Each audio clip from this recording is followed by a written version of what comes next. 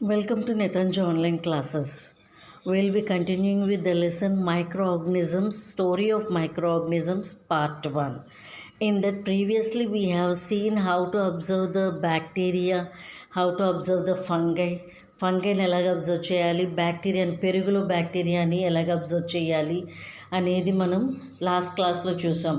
Now we'll just study about the types of bacteria. See, these are the different shapes. Bacillus, lactobacillus అని స్పైరిల్ అని ఒక రకాలు ఉంటాయి అన్నమాట. బ్యాక్టీరియాని కూడా రకాలు. Let's read the text book page. There are several bacteria growing on our skin. Many of the disease causing ones live in our symbiotic relations with other bacteria.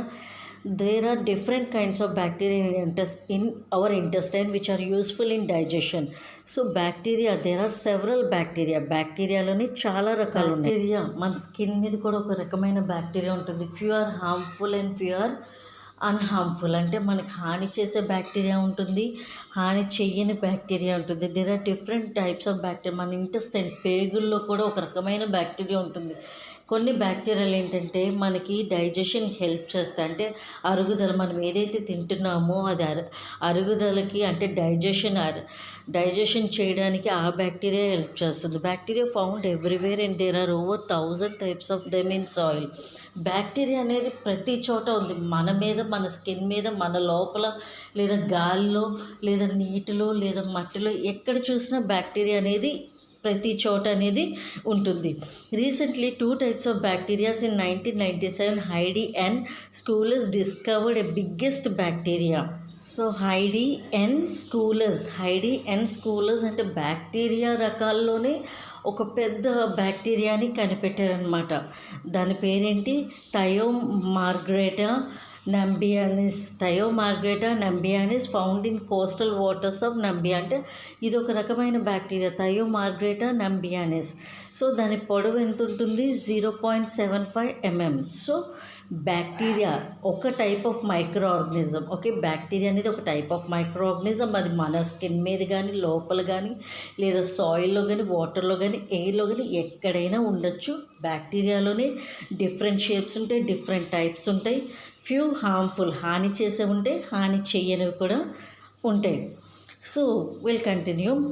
Coastal waters of Namibia which can be seen with unaided eye. అంటే మనం ఏ support లేకుండా మన కంటితో చూడగలిగే ఒక micro organism నంబియా.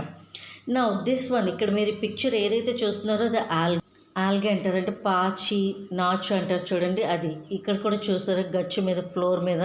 ఈ floor, ఒక ఫ్లోర్ బాగుంది, ఇంకొక ఫ్లోర్ మీరు నాచు క్లియర్గా వర్షాలు వచ్చినప్పుడు బాగా పచ్చగా పట్టేస్తుంది. That is nothing but algae. Okay, so let us read about the algae.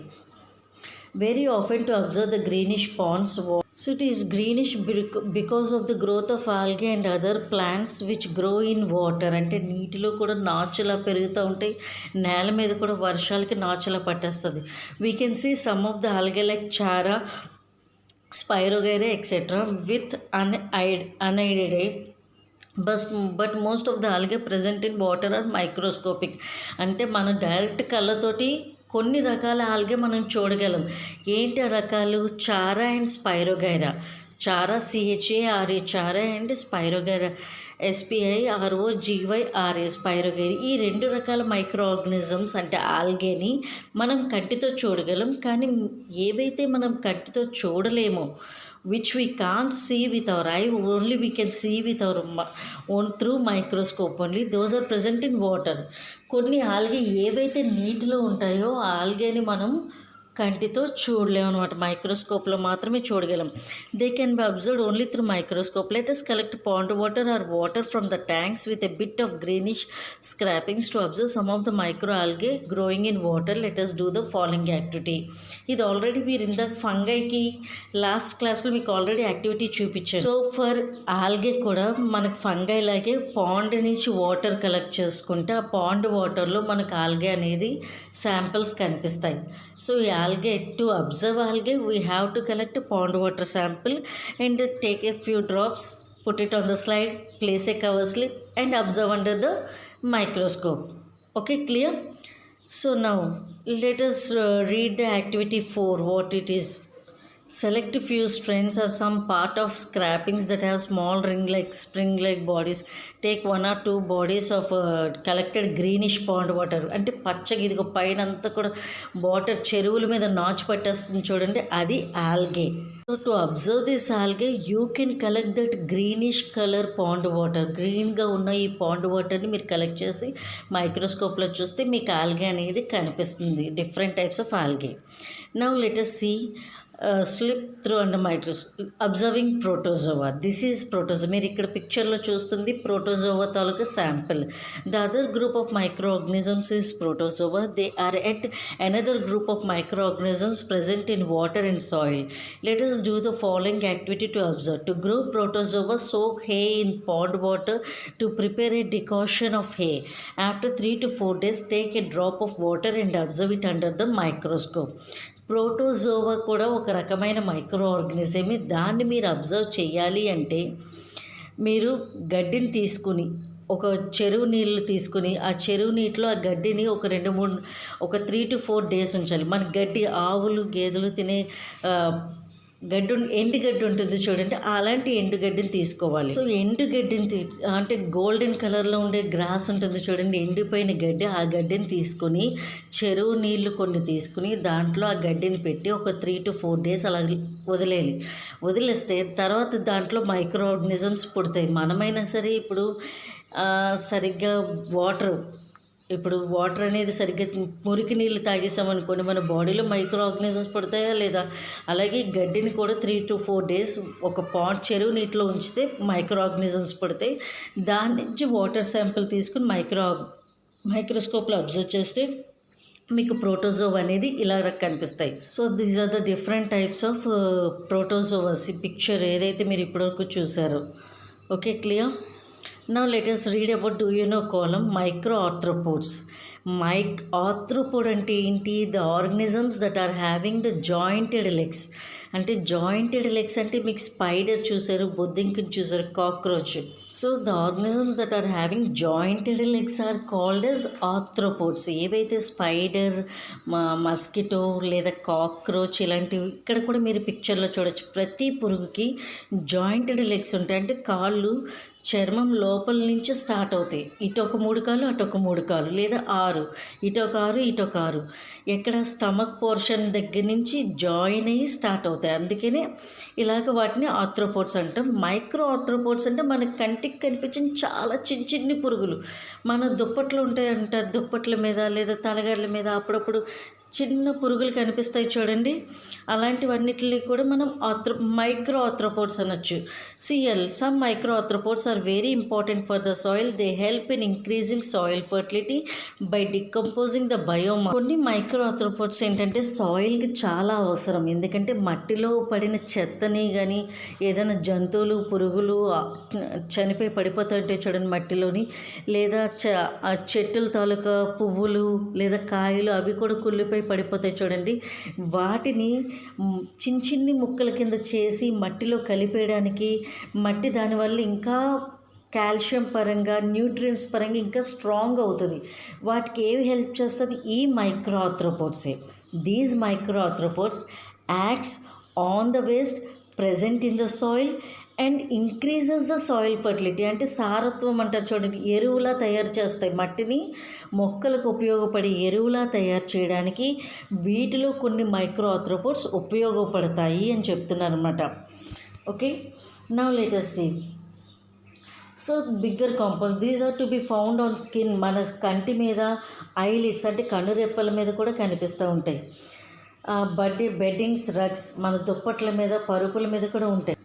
Some micro arthropods కొన్ని ఏంటంటే స్కిన్ ఇన్ఫెక్షన్స్, ఇలా దుప్పట్ల మీద ఉన్నవి మనకు తెలియకుండా కుట్టేసాయి అనుకోండి, ఇలా స్కిన్ ర్యాషెస్ వస్తుంటాయి. ఒక్కొక్కసారి స్కిన్ ఇన్ఫెక్షన్స్. ఇగోండి ఇక్కడ జాయింటెడ్ లెగ్స్ అంటే మీకు ఇలా చెప్పాను. జాయింటెడ్ లెగ్స్ అంటే ఇలాగా సెంటర్ నుంచి కాళ్ళు అనేవి వస్తూ ఉంటాయి అటు ఇటుగా. ఇటు 3 అటు 3 అలా సెంటర్ నుంచి కాళ్ళు ఏర్పడే పురుగులన్నిటినీ కూడా మనం ఆర్థ్రోపోడ్స్ అంటాం. ఏవైతే కంటికి కనిపించినంత చిన్నగా ఉంటాయో వాటిని మైక్రో ఆర్థ్రోపోడ్స్ అంటాం. So some micro arthropods cause disease like scabies. ఇందాక మీరు చూసారు కదా చర్మ వ్యాధులని, అలాంటివి స్కాబీస్ మైట్స్ వల్ల కలుగుతాయి. Actually these are not microorganisms like bacteria, these are minute size of arthropods. మరీ బ్యాక్టీరియా అంత చిన్నవి కాదు, కానీ చిన్న చిన్ని పురుగులు మనం క్లియర్గా అబ్జర్వ్ చేస్తే మన దుప్పట్ల మీద పాకుతున్నట్టుగా కనిపిస్తూ ఉంటాయి ఎప్పుడైనా చేంజ్ చేయకపోతే. బెడ్షీట్స్ ఎక్కువ కాలం అలాగ చేంజ్ చేయకుండా ఉంటే మాత్రం ఇలాంటి స్కాబీస్, మైట్స్, స్కిన్ ఎలర్జీస్ వస్తాయి అన్నమాట. Okay, now let us see the continuation. Do you know soil is rich in microorganisms? వానపాములు ఇలాంటివి బ్యాక్టీరియా, ఫంగై, మైక్రో ఆర్గనిజమ్స్ ఎన్నో మట్టిలో చాలా రకాలు ఉంటాయి. The top 8 inches of soil of 1 acre area May contain as much as 5.5 tons of fungi and bacteria. అంటే భూమిలో మొదటి 8 అడుగుల్లో కూడా ఎన్ని రకాల మైక్రో ఆర్గనిజమ్స్ ఉంటాయంటే లైక్ ట్రాక్టర్ ఒక లోడ్ 5 tons ఆఫ్ లోడ్ అనే మైక్రో ఆర్గనిజమ్స్ ఉంటాయి. This is very much useful for growing crops. Excess use of pesticides kills these bacteria. ఇప్పుడు ఏవైతే ఈ వానపాములు చూసారో లేదా కొన్ని ఫంగై, కొన్ని బ్యాక్టీరియా ఏవైతే మట్టిలో ఉంటాయో అవి చాలా వరకు కూడా మొక్కలకు ఉపయోగపడే బ్యాక్టీరియా, ఫంగై, మైక్రో ఆర్గనిజమ్సే. కానీ బట్ మనం ప్లాంట్స్కి when we just spray pesticides అంటే మొక్కలు పొలాల్లోని మందులు జల్లుతూ ఉంటారు చూడండి పురుగులు పట్టకుండా. ఆ మందుల వల్ల ఈ సాయిల్లో ఉండే ఉపయోగపడే బ్యాక్టీరియా, ఫంగై కూడా చనిపోతుంది అని చెప్తున్నారు. Soil is a rich quantity of microorganisms, is highly rich in micro organisms. మట్టి అనేది మైక్రో ఆర్గనిజమ్స్ ఎక్కువగా ఉండే ప్రాంతం. దాంట్లో కొన్ని మైక్రో ఆర్గనిజమ్స్ మొక్కలు పెరగడానికి ఉపయోగపడతాయి, కానీ అలాంటి మైక్రో ఆర్గనిజమ్స్ని మనం మందులు జల్లడం వల్ల అవి చనిపోతున్నాయి అంటున్నారు. For this let us read the activity 6. Observing soil microorganisms. మట్టిలో ఉండే పురుగుల్ని ఎలా అబ్జర్వ్ చేయాలి? Collect some soil from the field in a beaker or in a glass. ఒక బీకర్ అంటే బౌల్ లాంటిది తీసుకుని లేదా గ్లాస్ లాంటిది తీసుకుని కొంత మట్టిని మనం కలెక్ట్ చేయాలి. పొలాల దగ్గర ఉన్న మట్టి అయితే ఇంకా బాగా ఈజీగా తెలుస్తుంది. Now add some water to it and stir it. ఆ మట్టి ఏదైతే మనం కొంచెం తీసుకున్నామో దాంట్లో కొన్ని నీళ్లు వేసి కలపమంటున్నారు. Wait for some time to allow the soil particles to settle down. ఇప్పుడు మట్టిలో నీటిని కలిపినప్పుడు ఏవైతే బరువుగా ఉన్నాయో అవన్నీ అడుగుకి సెటిల్ అయిపోతే తేలికపాటి నీరంతా కూడా పైకి తేలుతూ ఉంటుంది. So take a drop of water. ఏదైతే పైకి తేలుతుందో దాంట్లో నుంచి ఒక డ్రాప్ తీసుకుని స్లైడ్ మీద పెట్టమన్నారు.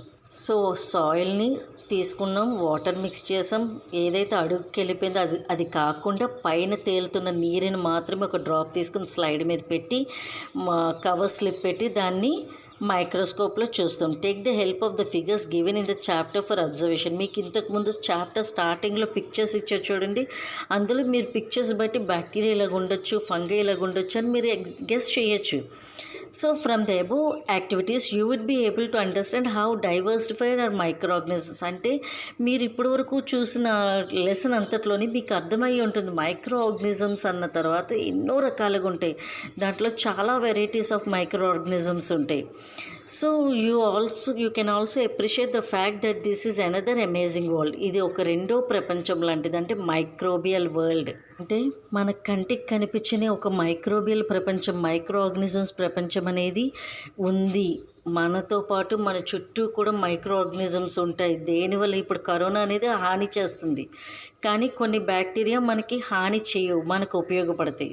So that is the microbial world that is present around us which we can't see.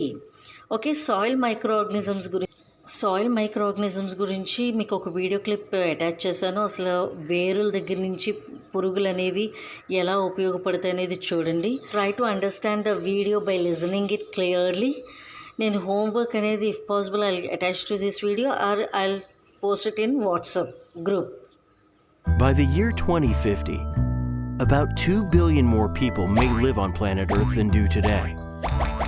That's more than 200 times the population of New York City. And all of these people will need to eat. Farmers around the world grow tons of food, mainly plants like corn, soybeans, and rice. But with our planet's limited land and water resources, farmers may not be able to meet our needs. Scientists are researching ways to grow more food without using more land or more water, or more chemicals that could harm the environment. Important new research focuses on the soil in which plants grow. Soil is full of microscopic life: fungi, protozoa, nematodes, and bacteria. Some of these organisms can be dangerous to plants, and some, such as mycorrhizal fungi or Pseudomonas bacteria, can be beneficial. Up to 1 billion bacteria can be found living in just 1 teaspoon of soil. But all bacteria are not the same. Scientists are learning that different bacterial species can play different roles in the successes or failure of a farmer's crop. A plant is rooted in the soil. It cannot hunt for food elsewhere or move out of harm's way. What a plant can do is release hormones and other chemical signals. Certain kinds of soil bacteria sense these signals and travel to the plant's root. Once there, they may live on the root surface, or they may enter and live inside the root. Some of these bacteria feed the plant by collecting and digesting mineral nutrients from the soil. Other bacteria defend the plant from disease-causing organisms and viruses. Bacteria have even been found to protect the plant from drought by coating the root with a sticky goo called biofilm. Scientists are studying how these bacteria can be used strategically to produce healthier crops. For example, rice plants in one field are infected by a fungus common to the region, while a nearby field has a strong, healthy crop of rice. Scientists may be able to identify the bacteria that make rice plants resistant to the fungus, and then develop a method for adding these beneficial bacteria to fields where the soil lacks them. Hopefully, advances like this will help us use our planet's limited resources to produce enough food to meet our increasing needs in the coming years.